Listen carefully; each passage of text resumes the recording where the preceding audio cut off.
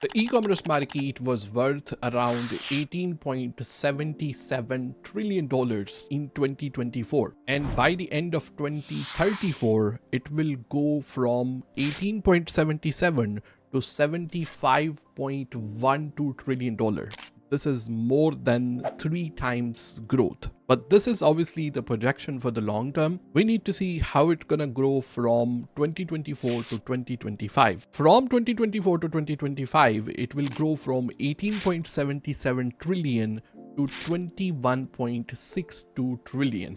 And this is obviously worldwide, right? But in Europe, only in Europe, from 2020 to 2025, it is expected to grow at least 42%. Obviously, these are big numbers at the end of the day, and I don't expect you to be economist and understand and make sense of those numbers. But I want to explain what does it mean for us. Somebody who is a established seller, I make my living as an e-commerce seller, and especially for someone who is looking to start their business in 2025, how all of this is going to impact you. So to make sense of all this, I'm going to break it down into 6 different steps.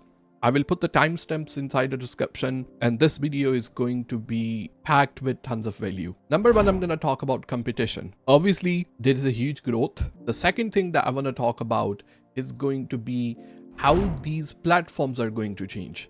The platforms like Amazon, eBay, Vinted, there are a lot of big players in this market. The third thing that I want to talk about, which is obviously a little bit of politics, the Trump is planning to impose more tariffs.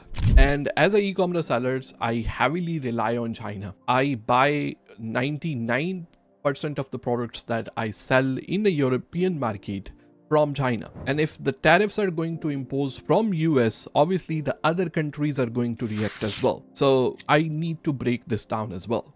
The 4 things that I'm going to talk about, the marketing and the customer acquisition cost is completely changing. The way we do the marketing now in 2024 is going to be completely changed in 2025 as well. There is a huge new wave of new style of the marketing now. And the last thing, which is going to be the payment processing. Obviously, when the Amazon, they take the payment from a customer, or eBay take the payment from a customer, payment processors are a little bit in trouble nowadays. And at the end, what does it mean for all of us? As a new seller, how we need to position ourselves so we can take the full advantage from this growth, and how we can simply make money out of it at the end. So let's get started. So the first question is it going to get competitive? Obviously, the market is jumping from $18.77 trillion to $75.12 trillion in next 10 years. I used to say the high street is dying, but I can comfortably say high street is dead. All the businesses who haven't been able to transition from relying on a customer who are just walking on a high street to have an online visibility, they are simply dead. We know Wilco has been closed down in 2023, and a lot of other businesses, they really suffered from the footfall. But the good news is there is a huge transition in marketing, the way we acquire the customers. So first of all, it is a good news for small business owners. And the reason, which I will explain further when I will explain how the marketing and customer acquisition is changing in 2025. But what I want to point out that platforms like TikTok shops, they been able to empower the small business owners. The reason the marketing is changing because the customer is wanting to have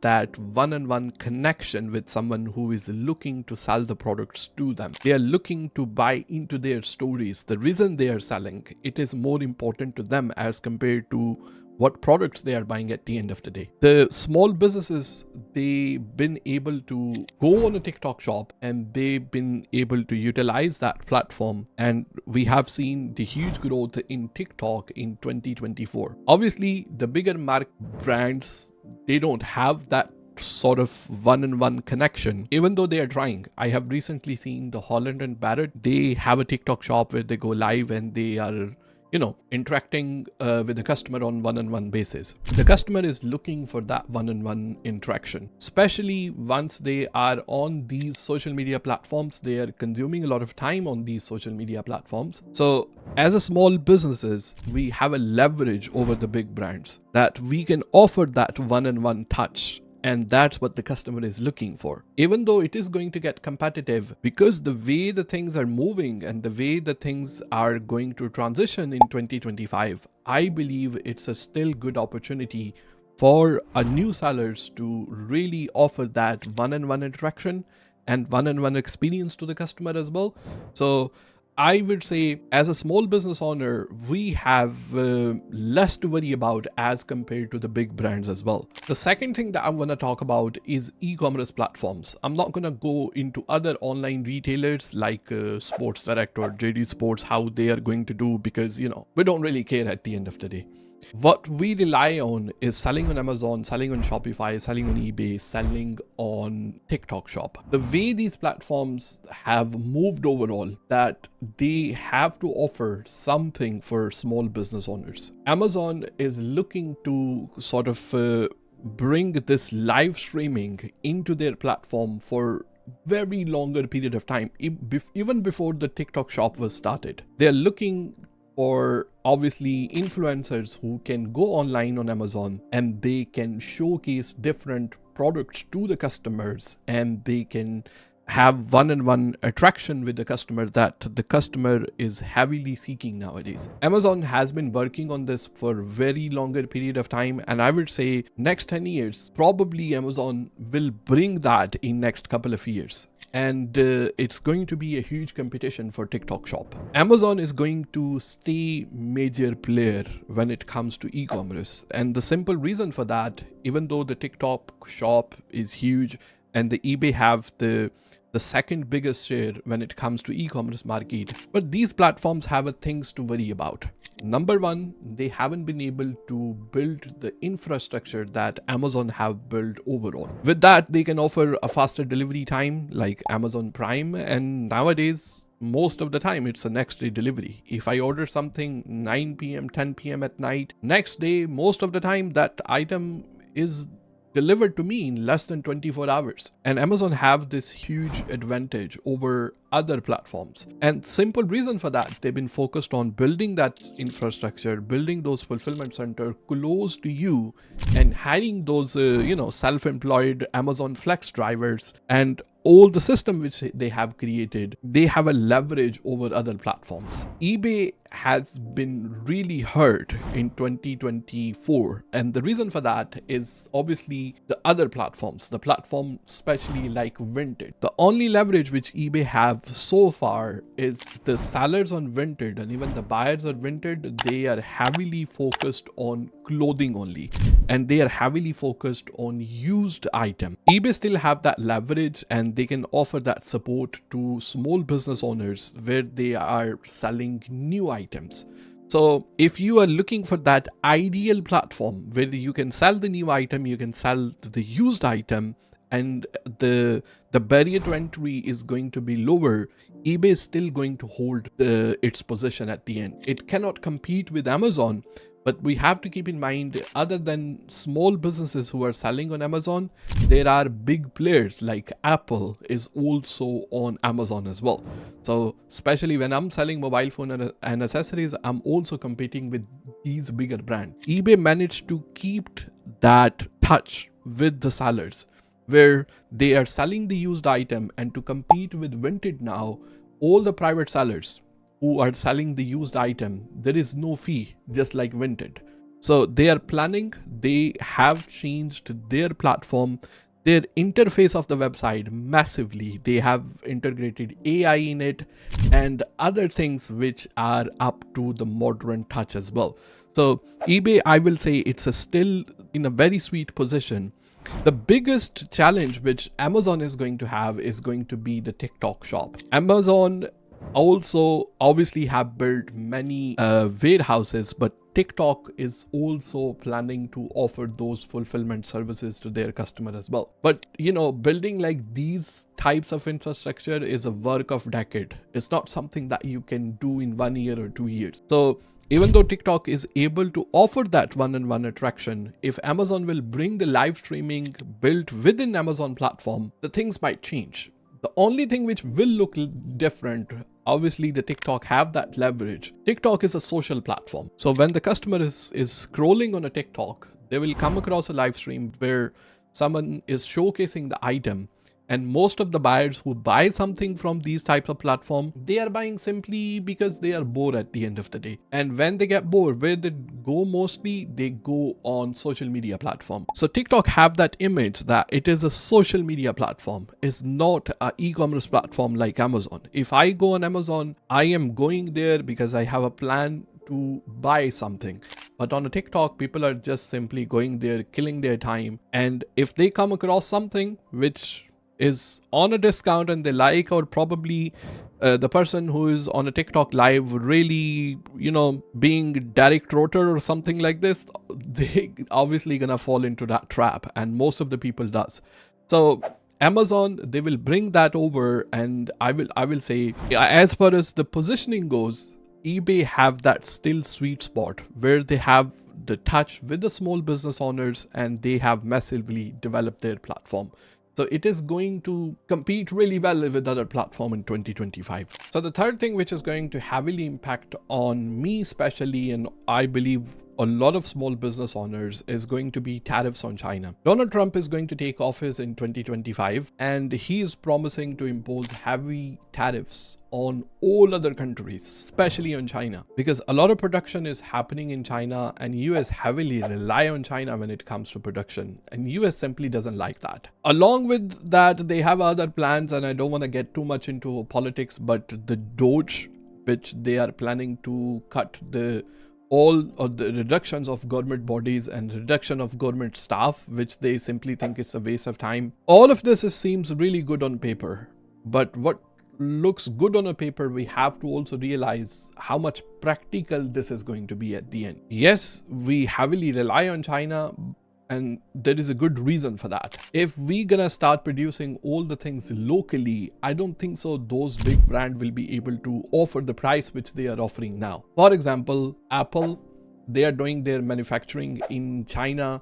They are doing their manufacturing in India, and the labor is really, really cheap over there.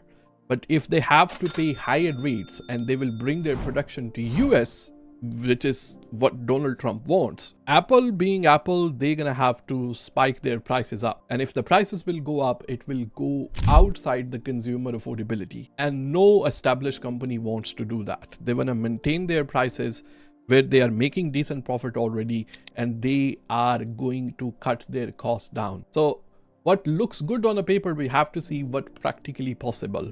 To be honest with you, I won't buy much into these tariff things. I don't think it's a big thing to worry about at the end, because I personally believe, even though it's going to be really good for the US economy, it's really going to be good when they will reduce the government bodies as well. They will impose the tariffs on other countries. But there are millions and billions of people, their livelihood and their, it's on the line here. So how much this is going to be practically possible, I think only time will tell. But personally, to be honest, I'm not really worried about it much. The next thing which is going to heavily impact on our businesses is going to be marketing and customer acquisition cost. Marketing is changing massively, and the way we acquire customer is going to be completely different in 2025. And I have touched on it a little bit when I was talking about how the TikTok shop is offering that one-on-one attraction with the customer. The way the things are working now, let's say you want to sell something on Amazon, you want to launch something on Amazon, you want to promote it, you're going to have to do the marketing within Amazon. So you're going to have to run PPC, pay-per-click. Same things goes with eBay as well, eBay ad campaigns. So these platforms, they are the one who are charging money from us more other than a fee. So they can promote our listing, they can promote our products on a first page.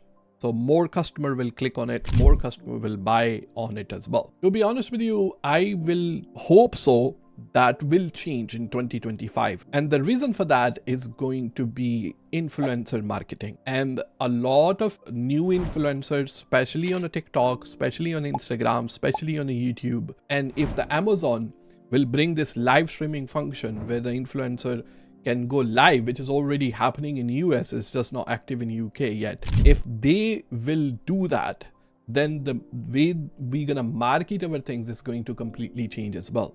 So rather than relying on these platforms, which like PPC, or if you are doing a Shopify store where you are heavily relying on Google ads and you are relying on a Facebook ads, there at the end the conversion is not really good. Any good campaign on a Facebook, it doesn't convert more than 5-6%. And anybody out there who is running a Shopify store, they will know 4-5% conversion is really good when it comes to Facebook ads as well. But when it comes to influencer marketing and going live and explaining the things and having the one-on-one attraction with the customer, the conversion rates are really high. So small businesses and even big businesses, they are completely aware of that. So I will believe there already is there in 2024, we have seen a huge rise of influencer marketing.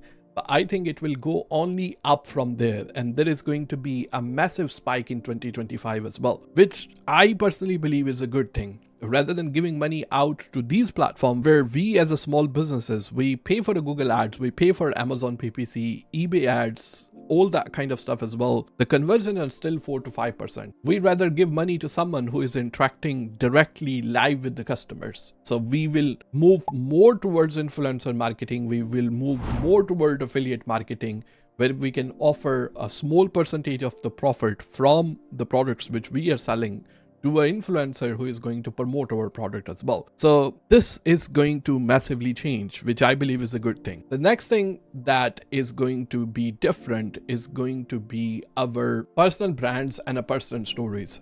Someone who is looking to create a successful business in 2025, they're gonna have to, because simply run ads and scale your business from there, to be honest with you, there is a huge decline in that type of marketing. People will have to build the personal brands. People will have to tell their story. If they are selling something, why they are selling it, and what's the story behind it.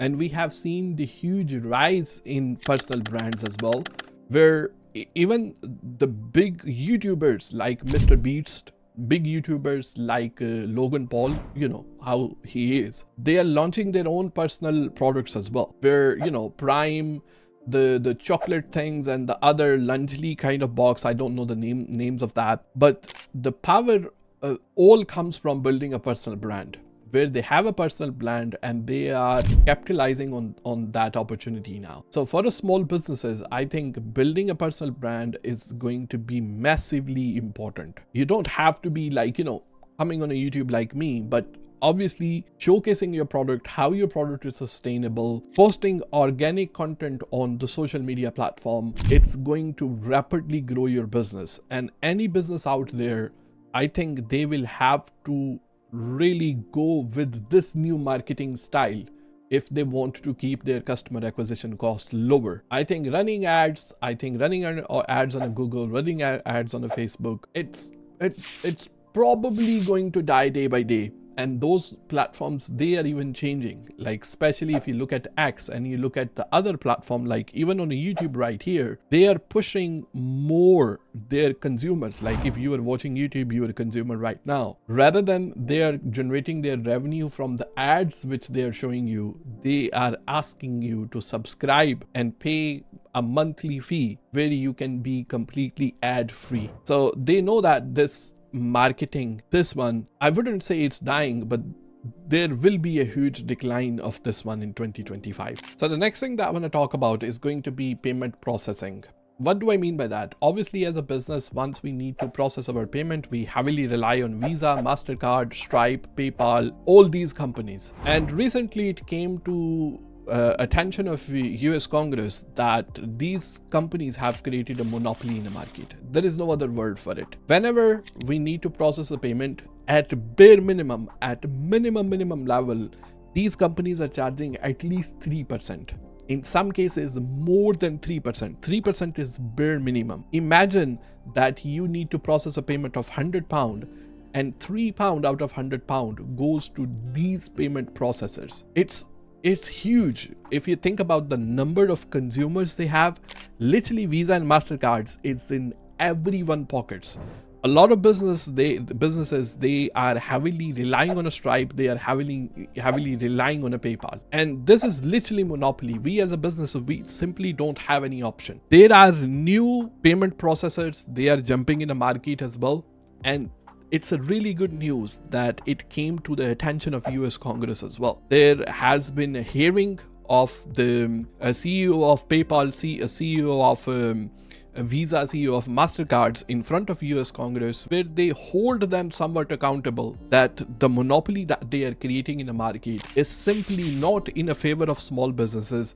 It's not in the favor of consumer at the end of the day, because small businesses have to put that cost on the consumer at the end. So hopefully with the rise of new payment processors in 2025, we maybe look at the reduced fee that we normally pay when it comes to processing the payment, which is going to heavily change in 2025. Now, at the end of the day, the question is, what does it mean for us? What we need to do as an established business or someone who is looking to start a business in 2025? I would personally say, to be honest with you, don't worry about any of this stuff. Yes, we need to learn this stuff day by day so we can adopt ourselves, because how the time is changing, how the market is changing, it is going to heavily impact on our business. What we need to do at the end of the day, we need to learn these new ways. We need to educate ourselves so we can adopt with the time. So we don't end up being Nokia, we don't end up being Kodak, we don't end up being Wilco at the end. If the marketing is changing, I think it is empowering the small business owners. And we need to learn that, especially when it comes to